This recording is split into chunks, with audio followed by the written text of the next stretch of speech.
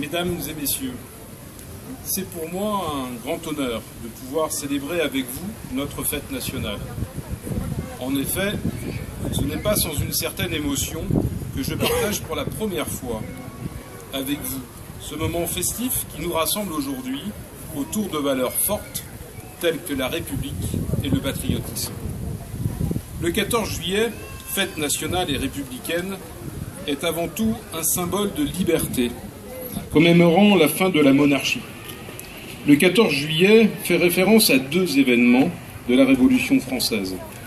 Le 14 juillet 1789, prise de la Bastille, et le 14 juillet 1790, fête de la Fédération, fête du rassemblement des Français autour d'un destin commun né de la Révolution.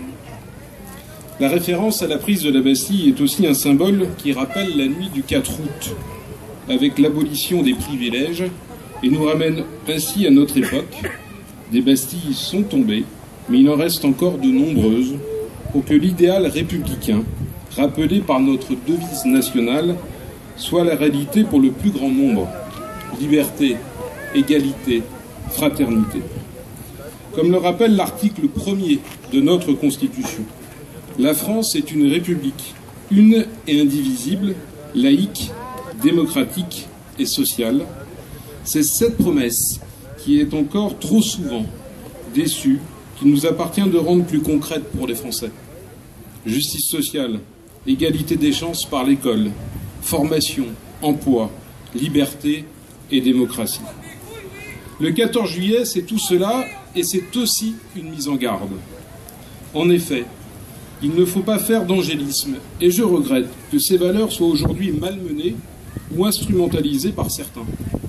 La montée des extrémismes, le repli sur soi et la montée de l'individualisme doivent être combattus tous les jours. Ces moments de rassemblement sont aussi un devoir de mémoire et de transmission à l'égard notamment des jeunes générations. Rappelons-nous, je l'évoquais dernièrement avec M. Desguéral, rappelons-nous en effet qu'il y a seulement 100 ans, la France célébrait son dernier 14 juillet de paix avant la Grande Guerre. Quelques jours plus tard, le 31 juillet, Jean Jaurès, grande figure du socialisme qui a consacré toute sa vie à lutter contre les injustices et pour la paix, trouvait la mort sous les balles d'un nationalisme fanatique. Comme le disait Jean Jaurès, le courage, c'est de chercher la vérité et de la dire. Ce n'est de ne pas subir la loi du mensonge triomphant qui passe et de ne pas faire écho de notre âme, de notre bouche et de nos mains aux applaudissements imbéciles et aux huées fanatiques. Cette phrase est toujours aussi actuelle. 100 ans après, demain, jour du 14 juillet, seront représentées sur les Champs-Élysées les 80 nations qui ont participé à la Grande Guerre, rassemblées aujourd'hui pour la paix. Mesurons aussi l'immense progrès que représente la construction européenne. Même si l'Europe peut décevoir sur le plan économique et social, elle nous permet de vivre en paix après les tragédies du XXe siècle. Et aujourd'hui, Saint-Nazaire se souvient de ses morts, de ses blessés, des deux guerres mondiales. Saint-Nazaire se souvient de l'arrivée des soldats américains.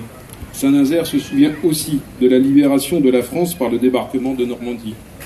Saint-Nazaire se souvient aussi qu'elle ne fut libérée qu'à la fin de la guerre, lors de la capitulation de l'Allemagne, le 8 mai 1945. Saint-Nazaire se souvient aussi des souffrances. Saint-Nazaire se souvient aussi, bien sûr, des destructions. Mais Saint-Nazaire se souvient aussi du courage de tous ceux qui ont permis sa reconstruction et sa renaissance. Pour nous, toujours source d'inspiration pour ce que nous avons à faire aujourd'hui et pour l'avenir, poursuivre le développement harmonieux et solidaire de notre ville, toujours fidèle à sa devise. Apérit et Memo Claudite, elle ouvre et personne ne ferme. Alors, profitons donc de ce rassemblement pour faire la fête avec tous nos concitoyens, de toutes couleurs, de toutes conditions, de toute origine ou encore de toute religion. Œuvrons ensemble pour plus de fraternité. Vive Saint-Nazaire, vive la République, vive la France.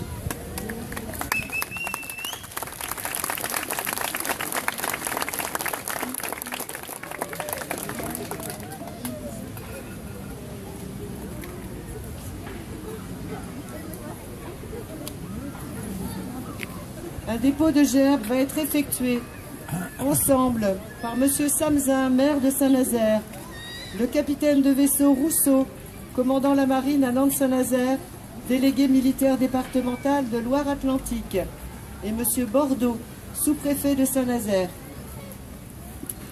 Pour l'ensemble, garde à vous.